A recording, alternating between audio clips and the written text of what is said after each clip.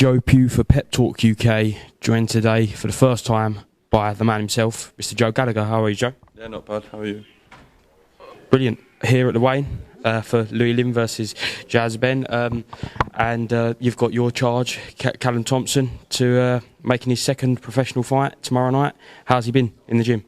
Yeah, good. Obviously, he made his professional debut 3-4 weeks ago on Kieran Farrell's show. Won that on points, 6 rounds over Lee Connolly. Had a couple of days off and back in, and like you say, here he is making his Queensberry debut, and he's really excited, as you can see. So just takes it all on his stride.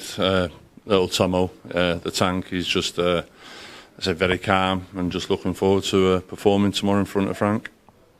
Definitely, and you was meant to have 2 Callums out this week, but unfortunately Callum Johnson's fight got postponed due to Sonny Edwards' injury. The Saturday show is now off. How gutting is that for Callum? Yeah, it was. He was on the way down to the press workout at the Peacock gym yesterday. But listen, Callum Johnson is, I won't say he's well used to it, but nothing surprises him. Everything that he's been through and where he is now, but you'll see him around there. He's not moping around. He's here. He's training later on, and the new date will be, Frank has told us, in the next couple of weeks. So he's just concentrating on his training. And it's funny enough, Callum's here, his opponent's here. They've seen each other at breakfast this morning. I thought they might have come out last minute and tried to put it on the show tomorrow night, but unfortunately not. But like I say, it's got to be rescheduled very soon, and we'll see what happens. Definitely, and obviously we want Callum Johnson to really push forward in a thriving domestic light heavyweight scene and push on to World's Honours as soon as possible. What are the imminent plans for Callum, providing he gets the win over his opponent scheduled for tomorrow?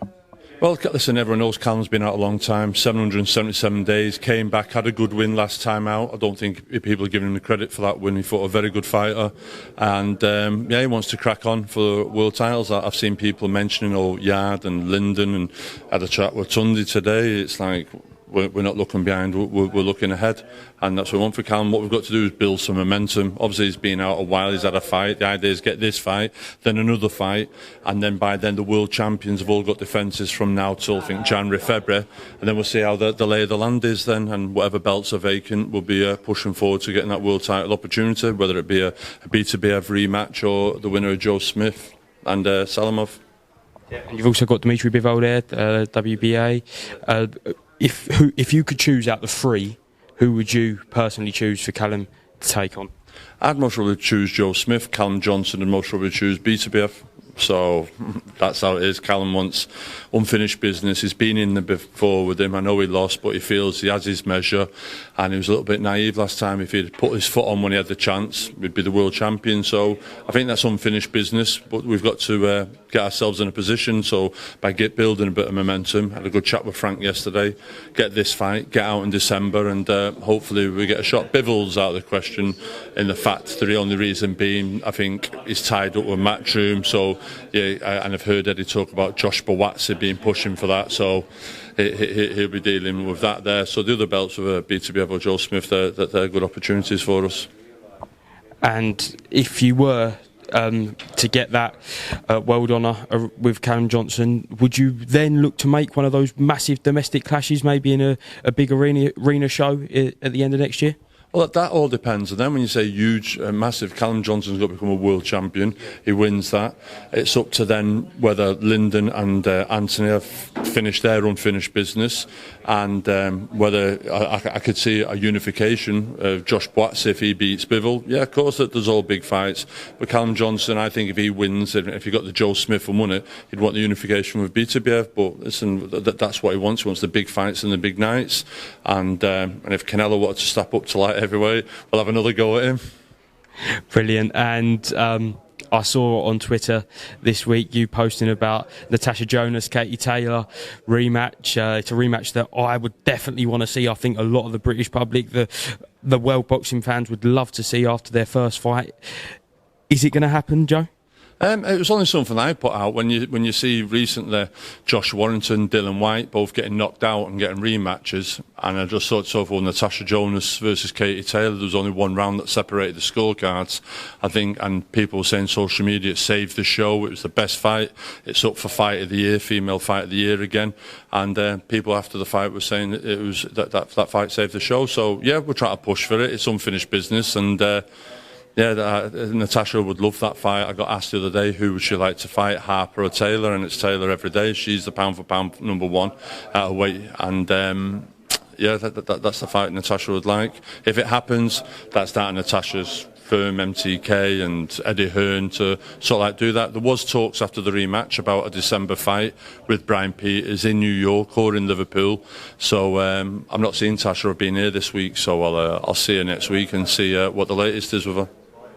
Definitely, and we see another light heavyweight making his debut at 175. It's your former charge, Callum Smith, on the 25th of September on the undercard of Anthony Joshua, Alexander Usic.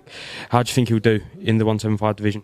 Yeah, I urge Callum. Listen, Callum, everyone knows he punches hard with both hands. Good fighter, technically good, and he'd been down at that weight too long. We hung around for the Canelo ticket, got the Canelo ticket.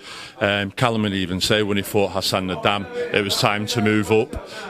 We wanted to move up, but then we had the John Ryder put on us as a mandatory. So Callum Smith was a light heavyweight 2 years ago. I think he'll do well, and I wish him all the best luck for his upcoming fight. Would it be a bit awkward if one day we got to see Callum Johnson versus Callum Smith? That fight had never happened. Cool. And the main event for that one is obviously AJ Usyk. What way do you see that one going? I just, the old school thought of that a good big one always beat a good little one. I think AJ showed in his rematch win over Ruiz. He's got a boxing brain, good feet, good movement. It looks like he's slimmed down. Usyk slimmed up. If there was any chance, I think it'd be most probably if Usyk caught him quick when he wasn't expecting it, or if he mentally drains him and physically tires him out, and does like a Witherspoon Bruno and knocks AJ out round 11 and 12. But that's it. I can't see it, to be honest. I just think AJ wins that. Brilliant. And I don't know if you've seen, but breaking news over the last hour, Billy Joe Saunders has said that he will retire if he can't get the Chris Eubank Jr. fight made. Do you think that you should retire? Obviously, after taking on Canelo, you've taken on Canelo yourself as a trainer a few times now. So where would you see Billy Joe Saunders' career at? Listen, he's gone in there. He fought he fought Canelo. He's lost. I haven't seen it, so it's news to me. So the Chris Eubank Jr. fight, I think, is a great fight, massive fight. I think it is a good domestic fight. The interesting thing, I seen what Chris said the other day. He's the A side, Billy Joe's the B side. The money that I've heard Billy Joe's asking for, I was like, wow, that's unreal type of money for a domestic fight. But you've got to understand, and I agree with Chris Eubank to an extent. Eubank is the draw. Chris Eubank draw is, like it or not, he's the draw. Him and his dad driving around in wagons, Ferraris, whatever. Eubank Jr. is a solid operator, and it's a rematch that should have happened before now. And if it does happen again, I'd definitely tune in and watch it. But if he doesn't fight again, Billy Joe, listen, he's had a stellar career, 2-weight world champion, and he can go and hang his gloves up and say like he fought the best pound for pound fighter in this era, and there's no shame in losing to him. Do you think that would be repeat or revenge, that fight? All depends. It's a bit like Kell Brook with the eye injury. All depends with Kell Brook. Never the same fighter. Billy Joe, would he be the same again? Would he engage? Eubank's a lot more mature now. Fascinating fight. But it all depends on the extent to the injuries Billy Joe sustained. We don't know yet what the injuries were, how bad it was. We all know what Kell Brook's was. So all depends on that. If he's got willing to risk his health on the line and go in with Eubank Jr. So we'll just have to wait and see. But Billy has got the skills to keep out of the way for 12 rounds with his feet and sharp boxing. Like I say, it's a fascinating fight. Definitely. And finally, Joe, I don't want to take up too much more of your time. Last week we got the announcement of the the new era of Sky Sports Boxing. I know you've been very vocal about giving fighters opportunities, whether that be in Sky, Queensbury, DAZN, Matchroom, everything. And I know yourself, congratulations. I think I saw it was 20 years since you first cornered a professional fight this week, is it? So just a quick word on the new era of boxing and opportunities for boxers in 2021. Yeah, listen, it's great that Sky is still involved. They've been involved for 25 years now, boxing. They've made so many champions. Some would say they made some promoters as well. Like you say, but it's a huge machine, isn't it, Sky? The money they've got behind Premiership football, everything else. So it's good to have good competition, and it gives fighters other options as well. So you've got now Sky, BT, you've got Channel 5, DAZN. So there's more platforms, YouTube. There's loads of platforms for fighters now to get out there and be seen to the public. So yeah, it's great that Sky is still involved in the sport of boxing. Brilliant. Joe Gallagher, thank you very much for talking to Pep Talk UK once again, and hopefully speak to you again soon, and good luck for tomorrow night. Yeah, cheers, thank you, no problem, thanks. Cheers, Joe.